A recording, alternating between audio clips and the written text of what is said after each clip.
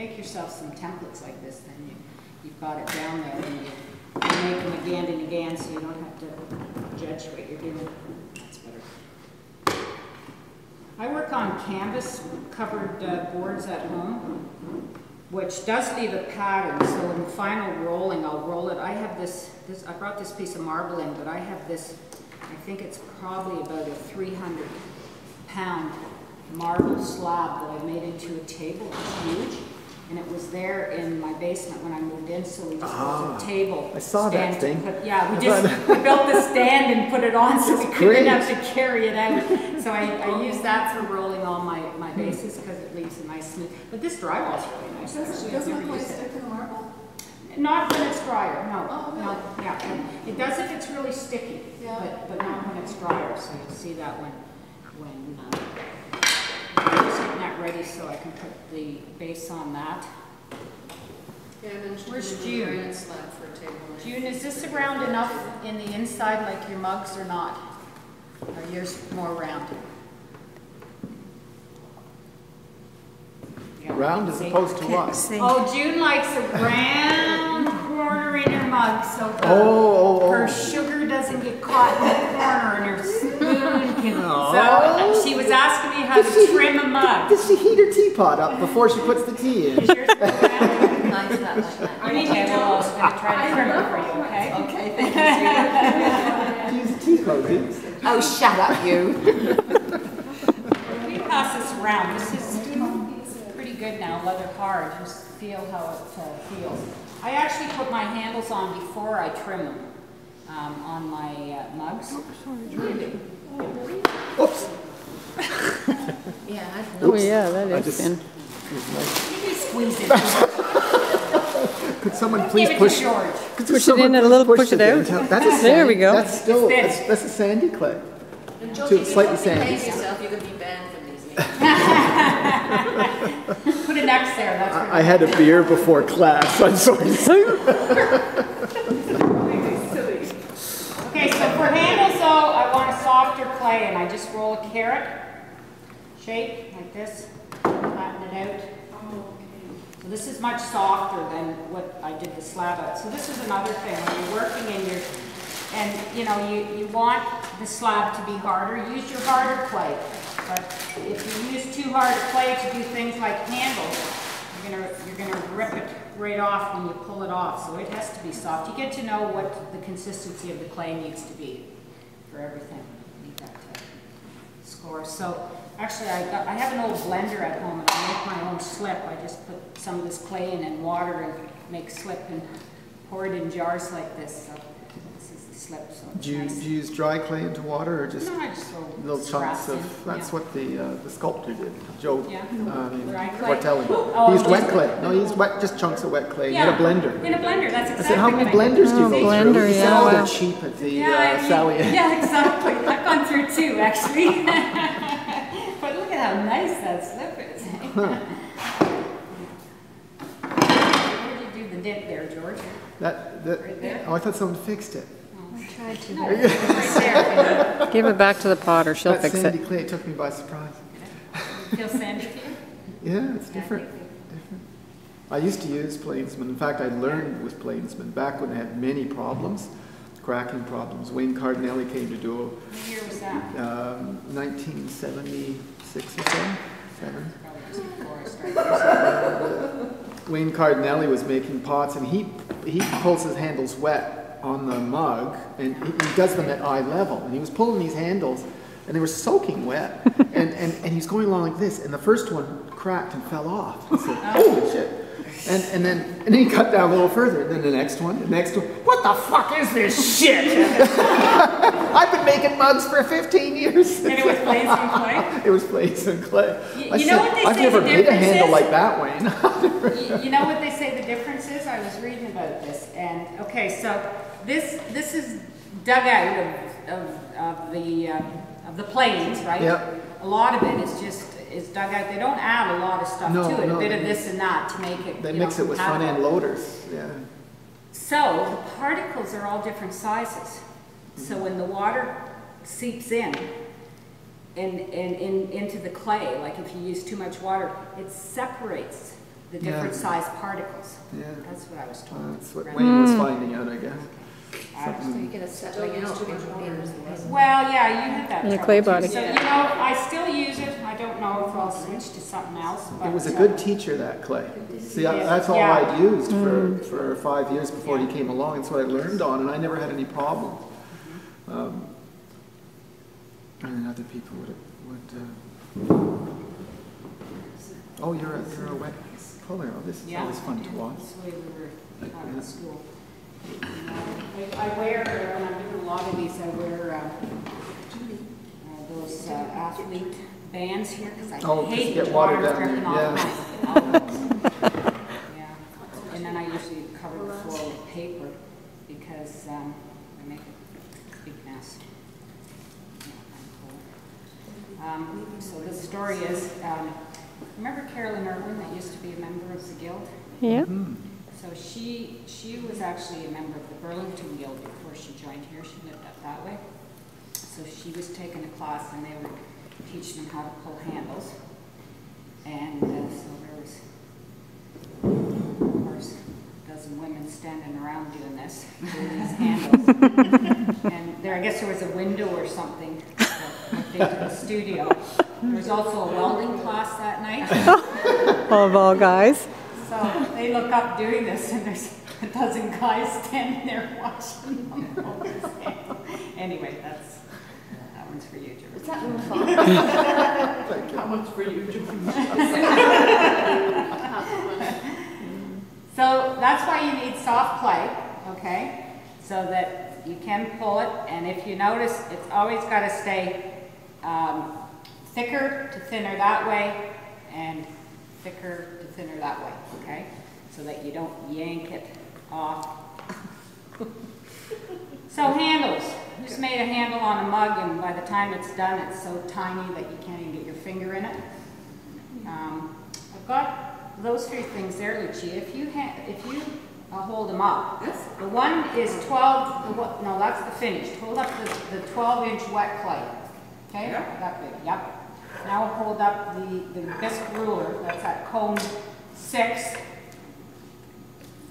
Okay, and now that's cone 06. Excuse me, 06. Bisque fire. That's what I bisque fire to, and that's a finished cone 6.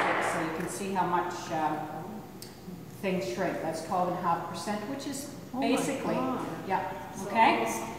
So when you make a handle, it should look pretty big on the big side. Okay. And usually, no, I don't score at the bottom. And have I had them pop off? Oh yeah, sometimes. It's usually wetter at the bottom, right? And it's the rims that dry out. Do you always trim after you put the handle on? Yep. Ah. Yep. I get the handle on there when it's ready to get the handle on, and then I trim afterwards. So I'm going to leave it. Sometimes I'll look and think, was that too fat? Maybe a little bit. I do like a handle that is thicker. Again, as you see, my pots aren't paper thin, but I did have 3 boys and a daughter, and we have a few pots left, but I said they had to bounce off the floor once and survive, or they didn't go in my cupboard. I gotta line it up there, that way.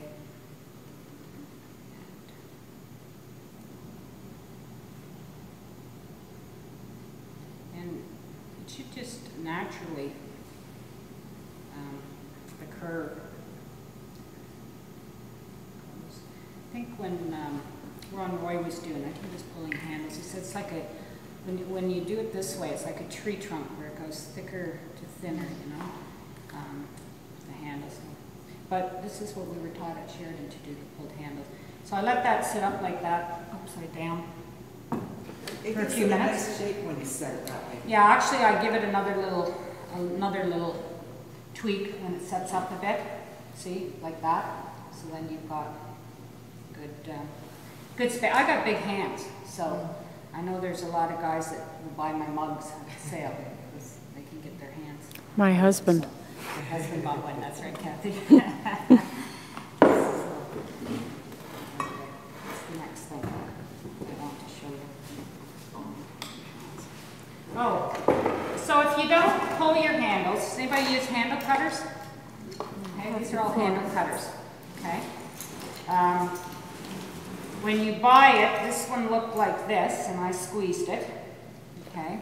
See these handles on this bowl? That's that one, okay? On each side, I cut it with this one here, but I had to make it. I was trying to get it even, it's still not even, so see, my pots aren't perfect. Can you pass those around? What's that? Can you pass one or two? I haven't seen this kind. This one? Well, I made it, George, that's what it was, and I squeezed it. Oh yeah, but Okay. that one's still for just, it's not a trimming tool, is it? I don't know what it is. I don't know if I've I seen think one it's of a those. handle maker. So that one was that one I squeezed. These ones you can buy, they're called handle makers, okay? These two you can buy like this, but then I have to squish it down like this to get the size I want, and I just take the pliers and squish them. This one I squish this way, I forget, I've used this one before too, so. So do you have any trouble getting it out of the block of clay? I'm going to show you that. Oh, good. The clay should be stiffer to do that. I'm going to put that kind of handle on June's mug, so we'll see. My question about that is a handle weaker when you cut it than when you pull it? Well, you see, when you, well, not necessarily, it's the joint, you know, because it can't go from thicker to thinner. It's all one thickness, okay? So if you make it too thin, then it's thin where it joins too. So yeah, it probably is. Because I find the handles often break. Like if you ding a mug, it'll Yeah. break here and here. Uh-huh. So I always thought that if you rolled it out and cut a strip, or if you pulled it, that you're basically aligning the molecules. Okay. Whereas when you're just cutting through the block of clay, it's almost like unwedged clay. So I don't, but you don't notice Yeah. any difference. Well, you see, I do all my handles that way, so. Okay. So, but Except except for the for ones- that, Yes, which is a little I do, different because you're yeah, picking it up with two hands. yeah, that's true. Oh, okay. But let me just, upon saying that, but I do milk jugs. Have you seen my milk holders? I didn't bring one. Yeah. That's a cut handle. Oh, really? Yeah, so it is, but what I do is at the end where it joins on, I reinforce it. I do add a bit more clay so that it, but it's a cut handle because I have it basically, it's a long Yeah. handle, so that's cut. So if I have some at the next sale, you can take a look.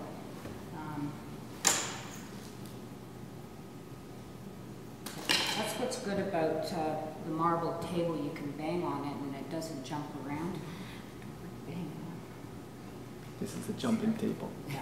Everything will jump around. I just want to make it a bit longer here. But I start out with just a chunk like this.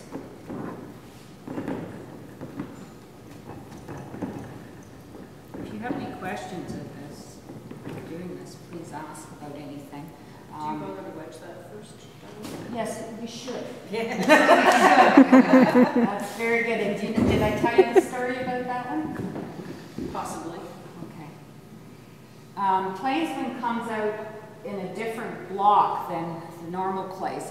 It's like a long piece like this, you know, a rectangular piece, not a cube piece like you get. So I think they actually put two chunks together in a box.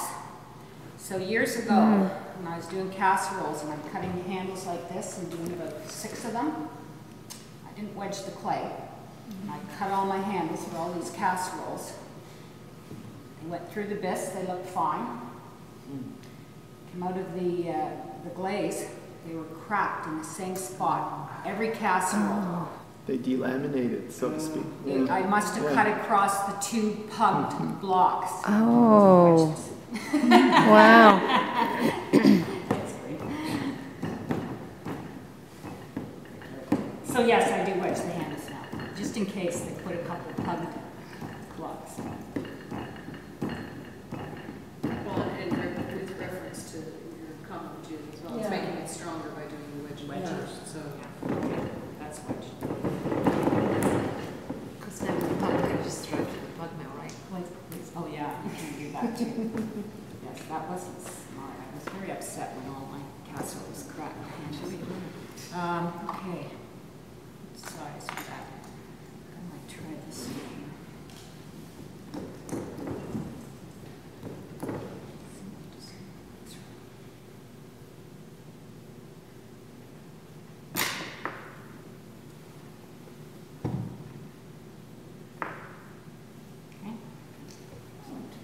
So usually what I do is a sponge.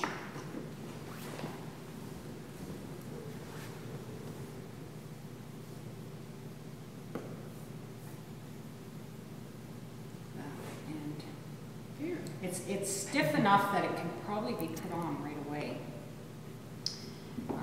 But sometimes I will let it just set up either this way, or you can lay it down too. Okay, let it stiffen up a little bit before it goes on there. So would you just get one handle out of that? No, well, usually when I'm doing it, I'll keep cutting down. Yeah. Yeah, I can do a dozen if I make it. So if it's long. thick You need to go below the surface a little bit, so you have Yeah. enough to peel back. Okay, because if you don't have enough to peel back, it all gets stuck. Yeah. But this is fairly stiff. I'll pass this around. You can feel this is on the stiff side, and you need the clay to be. If it's too sticky, it won't separate. Okay. Whereas this was the clay I used to pull the handle, so it's a big difference. Okay.